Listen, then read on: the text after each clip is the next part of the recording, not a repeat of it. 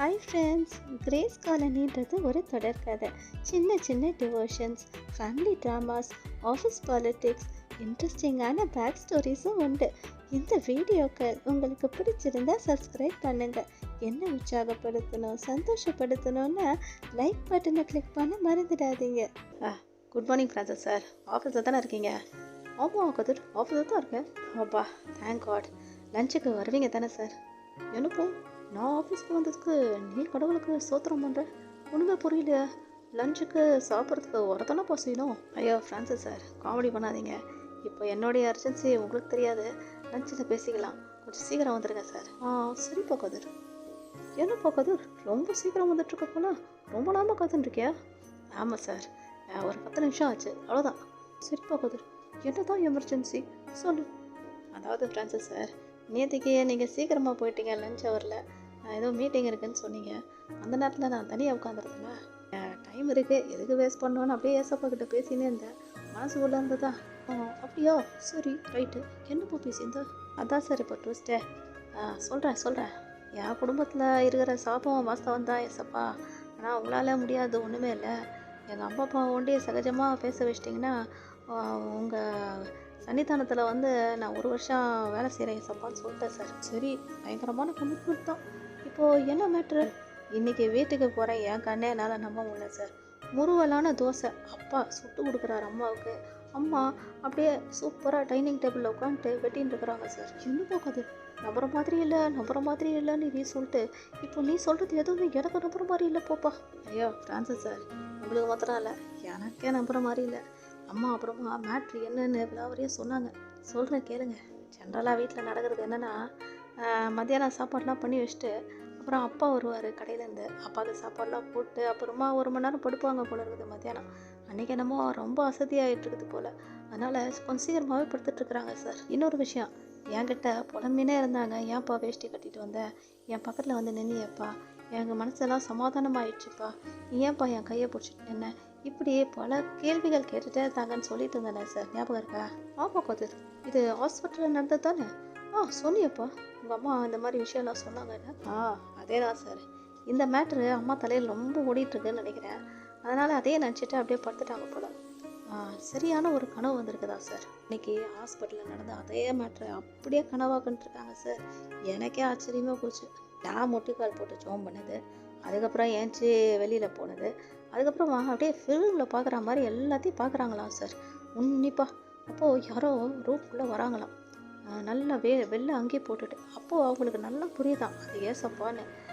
வந்து அவங்களுடைய தலையை அப்படியே வந்து தடவி கொடுக்குறாராம். குழந்தைக்கு நம்ம எப்படி தடவி கொடுப்போம்னா அந்த மாதிரி. அப்புறம் கையை வந்து அப்படியே பிடிச்சிட்டு அமைதியாக பக்கத்தில் நிற்கிறாரா சார். அவர் கையை அவங்க பிடிச்சது மாத்திரத்தில் அப்படியே பயங்கர சமாதானம் வந்துருச்சா சார். அவங்களுக்கு உடம்புல இருந்து அப்படியே எல்லாம் லைட் ஆகிடுச்சா சார். அப்புறமா தான் ஏஞ்சி உட்காந்துட்டு என் பேரை சொல்லி கூப்பிட்டுக்கிறாங்க சார். இதெல்லாம் எங்கள் அம்மா வாயில் தான் சொன்னது சார். என் பக்கத்தில் ஏன் நின்றுட்டு இருந்தானே, திடீர்னு எங்கே போயிட்டான் அப்படின்னு சொல்லிட்டு தான் என் பேரை சொல்லி கூப்பிட்டுக்கிறாங்க அந்த நேரத்தில். ஆனால் அவங்க பக்கத்தில் வந்து நின்றுருந்தது ஏசப்பான்னு அவருக்கு தெளிவாக கனவுல காமிச்சிருக்கிறாரு. நேத்திக்கும் மதியத்தில் பயங்கர டீப் ஸ்லீப்பில் இருந்துருக்கிறாங்க சார். அந்த கனவுல வந்து ஏசப்பா கையை பிடிச்சி தொடும் போதே பயங்கர சமாதானம் வந்துருச்சான். அவ்வளோ ரொம்ப சந்தோஷமாக இருந்துச்சான் மனசெல்லாம் அவங்களுக்கு அப்படின்னு சொன்னாங்க. இங்கே என்ன ஆகிட்டுருக்குது, அப்போ தான் சாப்பிட்றதுக்கு வீட்டுக்கு வந்துருக்கிறாரு. அப்பா வந்து கஸ்டமர் நிறையா இருந்தனால அன்னைக்கு பார்த்து கொஞ்சம் லேட்டாக வந்திருக்கிறாரு. அம்மாவை கூப்பிட்டு பார்த்துருக்குறாரு. ஆனால் ஒரு ரெஸ்பான்ஸும் இல்லை. இங்கே தான் அம்மா டீப் ஸ்லீப்பில் ஏசப்பாவை பார்த்துட்ருக்காங்களே, அவங்க எங்கேருந்து ரெஸ்பாண்ட் பண்ண போகிறாங்க? அப்பா பயந்துட்டுருக்கிறாரு. அப்படியே மாத்திரை போட்டு ட்ரை பண்ணிட்டா போல இருக்குதுன்னு பயந்துட்டு காமாட்சின்னு பயங்கரம் உழுக்குன்னு உழுக்கிருக்காரு. பக்கத்தில் உட்காந்து தலையில் கையை வச்சுட்டு ஒவ்வொன்று அழுதுட்டுருக்கிறாரு. சரி, என்னை விட்டு போயிடாத காமாட்சி, நான் செஞ்சதெல்லாம் தப்பு தானே. அம்மா அப்போ தான் எழுந்திரிச்சு என்ன இவர் அழுதுட்டுருக்கிறாரு அப்படின்னு சொல்லிட்டு அம்மா வந்து அப்பா தோல் மேலே கையை வச்சப்போ 2 கையும் பிடிச்சி அப்பா ஓன்னு அழுதுட்டுருக்கிறாரு சார். என்னை விட்டு போயிடாத காமாட்சி, நான் செஞ்சதெல்லாம் தப்பு தான், இனிமேல் உங்ககிட்ட நான் அப்படிலாம் நடந்துக்க மாட்டேன், என்னை நான் மாற்றிக்கிறேன் காமாட்சி அப்படின்னு சொல்லிட்டு அழுதுட்டுருக்கிறாரு. அம்மா எவ்வளோ சொல்லி பார்த்தாங்களா, இல்லைங்க நான் கொஞ்சம் டீப்பாக தூங்கிட்டேன், அதனால தான் நான் இப்போ எனக்கு ஒன்றும் ஆகலைங்க அப்படின்னு சொல்லியிருக்கிறாங்க.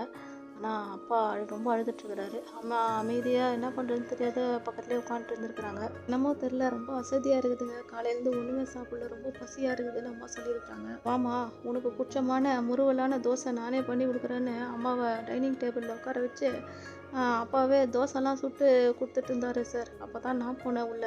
எங்கள் அம்மாவுக்கு முறுவலான தோசை பிடிக்கும்னு கூட எனக்கு தெரியாது சார். அவர் சுட்ட தோசை சூப்பராக இருந்துச்சு சார்.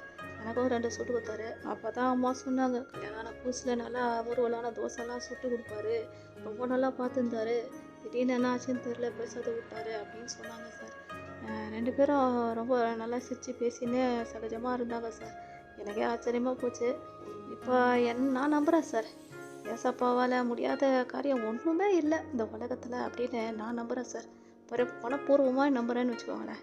இப்போது நான் ஏசப்பாவுக்கு ஒரு கமிட்மெண்ட் பண்ணிட்டேன் சார். எப்படியாவது 1 வருஷம் அவருக்காக நான் பார்ட் டைம் வேலை செஞ்சே ஆகணும் சார். எனக்கு வேறு வார்த்தையே கிடையாது, செஞ்சு தான் ஆகணும். அவருக்காக நான் ஏதாவது செஞ்சு தான் சார் ஆகணும். ஏன்னா இப்படி உளர்றானே நினச்சிக்காதீங்க சார். என் தலையிலேருந்து வேறு எதுவுமே எண்ணங்கள் போகல சார். அவர் தான் சார் என் தலை ஃபுல்லாக நிரம்பி இருக்கிறார். தலை என்ன மனசெல்லாம் அவர் தான் சார் நிரம்பி இருக்கிறார். ஏதாவது நான் அவருக்காக செஞ்சே ஆகணும் சார். உங்கள் சர்ச்சில் ஏதாவது எனக்கு ஒரு வேலை வாங்கி கொடுங்க சார். நல்லா வீடெல்லாம் பெருகுவேன் சார். நல்லா சர்ச்செல்லாம் நல்லா பெருக்கி அப்புறம் நல்லா சேரெல்லாம் போட்டு எல்லா வேலையும் பண்ணி கொடுக்குறேன் சார். எனக்கு ஏதாவது ஒரு வேலை வாங்கி கொடுங்க சார், ப்ளீஸ் சார். என்ன போகாது திருத்தப்படி இப்படி சொல்கிறிய? ஏன் சர்ச்சில் நீ வேலை செய்றியா? ஏப்பா உன் கேர்ள் ஃப்ரெண்டுடைய சர்ச்சு பெரிய சர்ச்சுன்னு சொன்னியே, அது என்ன ஆச்சு சார்? இப்போ அந்த பொண்ணு ரொம்ப என்னை அவாய்ட் பண்ணுது சார்.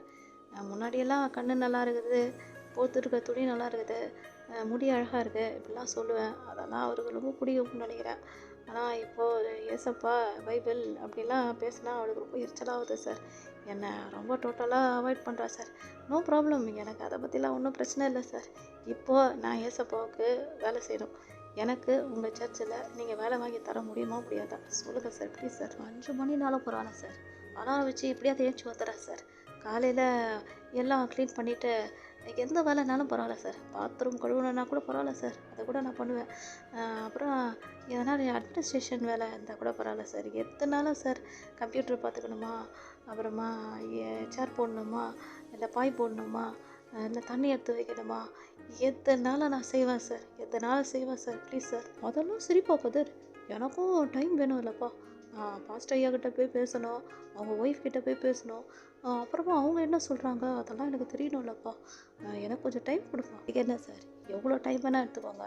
ஆனால் நாளையிலேருந்தே நான் வேலைக்கு ஜாயின் பண்ணுற மாதிரி எப்படியாவது பேசி கொடுத்துருங்க சார். என்னப்பா கதிர், இவ்வளோ ஃபாஸ்ட்டாக இருக்கியா? எவ்வளோ டைம் வேணால் எடுத்துக்கோங்கன்னு சொன்னேன், ஆனால் நாளைக்கே வேலை வேணும்னு கேட்குறேன். சரிப்பா, நான் உனக்கு ஃபோன் பண்ணுறேன், சரியா? இவங்க கதை ஒரு பக்கமாக இருக்கு. ஹலோ ஒல்ல, எப்படி இருக்கே? நல்லா இருக்கியா? அம்மா நல்லா இருக்கா? மல்லிகாக்காவா? என்ன மல்லிகாக்கா, இவ்வளோ நாள் ஆச்சு நீ ஃபோன் பண்ணி? 3 நாளைக்கு முன்னாடி ஃபோன் பண்ணது. நல்லா இருக்கியா? மித்துன் மாமா எப்படி இருக்கு?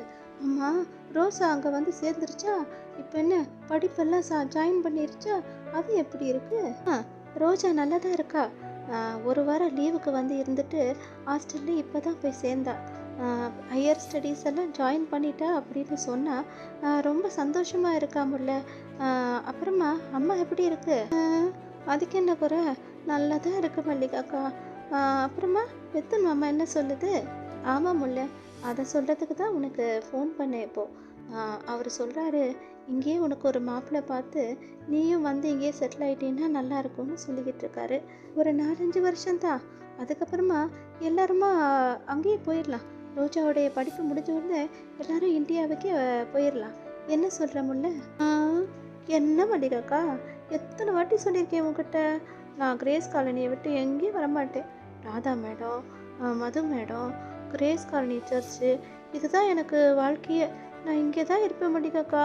அதெல்லாம் சரி முல்ல, ஆனால் கல்யாணம் உனக்கு பார்க்கணுமே, அந்த கடமை எனக்கு இருக்குதே முல்ல, அதுக்கு என்ன சொல்லுற? என்ன மல்லிகாக்கா, அப்படியெல்லாம் நீ சொன்னீன்னா பேசாத மது மேடம் கிட்டேயே சொல்லிவே, அவங்க பார்க்கட்டும். இன்னொரு விஷயம், ஏசப்பாவுக்காக ஊழியம் செய்கிற மாப்பிள்ளை தான் எனக்கு வேணும். இதை உன் மனசில் வச்சுக்கோ. அப்படியா சொல்கிற முல்ல? ஆட்டம், நான் மது மேடம் கிட்ட பேசுகிறேன். இவங்க கதை ஒரு பக்கமாக இருக்கு. என்ன டாடி பேசிட்டே இருந்தேன், டக்குன்னு கிளம்பி வெளியில் போயிட்டீங்களே. நான் கேட்ட கேள்விக்கு பதிலே சொல்லியே டாடி. சாரி பேட்டா. என்னன்னா என் ஃப்ரெண்டோடைய அம்மா ஐசியூவில் இருக்காங்க. வந்து ப்ரே பண்ண முடியுமான்னு ரொம்ப ரிக்வஸ்ட் பண்ணிக்கிட்டான். அதனால தான் டக்குன்னு கிளம்பி போயிட்டேன். போகிற வழியில் அப்படியே அவங்க அம்மாவையும் பார்த்துட்டு கூட்டிகிட்டு போயிட்டேன். அதனால தான் 2 பேரும் வீட்டுக்கு வர்றதுக்கு கொஞ்சம் லேட் ஆயிடுச்சு. ஆமாம், என்ன பேசிகிட்டு இருந்தோம்? நீ ஏதோ கேட்ட. இல்லை, கல்யாணம் பண்ணுறதுக்கு முன்னாடி அம்மா தான் the one for you to மேரின்னு உங்களுக்கு எப்படி தெரிய வந்துச்சு டாடி? ஆமாம்மா, இதை தான் நீ கேட்டுட்டு இருந்தல. கரெக்ட். இப்போ தான் ஞாபகத்து வருது. அது என்னன்னா பேட்டா, ஒரு இன்ட்ரெஸ்டிங் ஸ்டோரி. அது கியூலர் வேலை எனக்கு கன்ஃபார்ம் ஆச்சு பேட்டா. எனக்கு அப்போ எனக்கு புரியலை, ஆனால் இப்போ எனக்கு நல்லா புரியுது. ரகுவரன் சித்தப்பாவை பற்றி நிறையா சொல்லியிருக்கேன், ஞாபகம் இருக்கா? அவர் he was very close with me actually. Chain smoker. திடீர்னு கிறிஸ்டியானிட்டிக்கு கன்வெர்ட் ஆகிட்டார். பார்த்தா திடீர்னு ஸ்மோக்கிங்கெல்லாம் நிறுத்திட்டார். எனக்கு அதுவே பெரிய ஆச்சரியம். ஆனால் அந்த நேரத்தில் எனக்கு கிறிஸ்டியானிட்டி அது இதை பற்றிலாம் ஒன்றும் தெரியாது. I use to share everything with I was very young those days. அவர் தான் ஒரு ஃப்ரெண்டு மாதிரி ரொம்ப நல்லா பழகுவார். உங்கள் அம்மாவை மீட் பண்ண புதுசு போய் அதுவும் ஷேர் பண்ண அவர்கிட்ட எந்த ரியாக்ஷனும் இல்லை அவர்கிட்டேருந்து. ஆனால் கொஞ்ச நாளையில் பார்த்தீங்கன்னா அவருக்கு கேன்சர் வந்துருச்சு. ஓ, அப்படியா டாடி? ஹீலிங்காக ப்ரே பண்ணியிருக்கலாமே அவர் தான் கிறிஸ்டின் ஆயிட்டாரே. அந்த நாட்களில் எனக்கு அதெல்லாம் தெரியல பேட்டா. நான் அதெல்லாம் விசாரிக்கல அவர்கிட்ட. ஆனால் ஒரு விஷயம் சொல்லுவார். எனக்கு அது ரொம்ப ஒரு மாதிரி வித்தியாசமாக இருந்துச்சு, ஆச்சரியமாகவும் இருந்துச்சு. Very soon I am going to meet my Xavier. யாருக்கு இந்த ஆப்பர்ச்சுனிட்டி கிடைக்கும் அப்படின்வாரு. என்னை ஹீல் பண்ணணுன்னா ஒரு நிமிஷத்தில் ஹீல் பண்ணிடுவார். But if it is my time I want to go and see my saviour அப்படின்னு சொல்லுவார். 4th ஸ்டேஜில் தான் அவருக்கு அந்த கேன்சரே வெளியில் தெரிய வந்துச்சு. ஆக போகிறோன்னு தெரிஞ்சு கூட ஒரு மாதிரி பீஸ்ஃபுல்லாகவும் ஜாய்ஃபுல்லாகவும் இருந்தார். அதெல்லாம் எனக்கு ஒரு மாதிரி வித்தியாசமாக இருந்துச்சு. சாக போகிறதுக்கு ஒரு 4 நாள் முன்னாடி என்னை வர சொல்லியிருந்தார். நானும் போனேன்.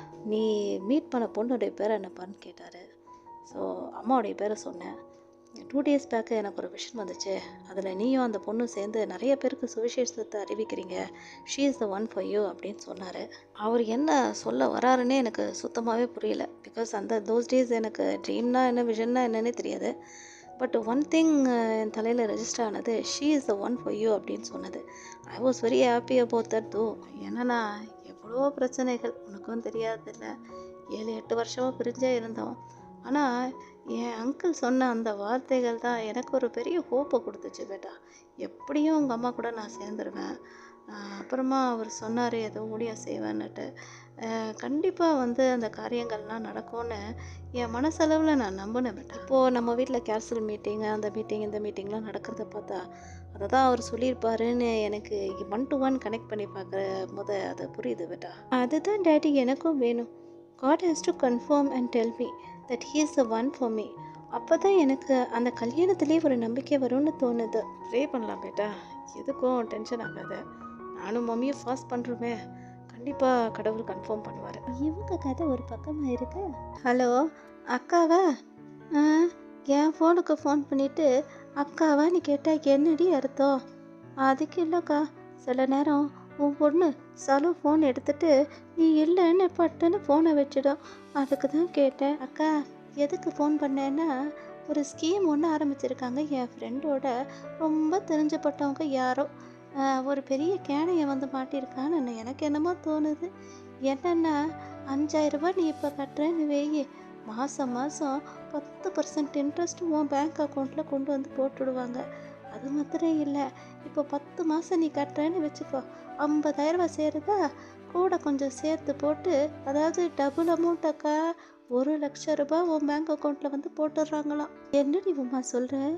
1,00,000 ரூபாவா? டபுளாக பண்ணியா கொடுக்குறான்? சரியான கேனையன் தான் மாட்டியிருக்கான் நீ சொல்கிற மாதிரி. எதுக்கும் அவர்கிட்ட ஒரு வார்த்தை கேட்டுக்கிறேன்டி உமா.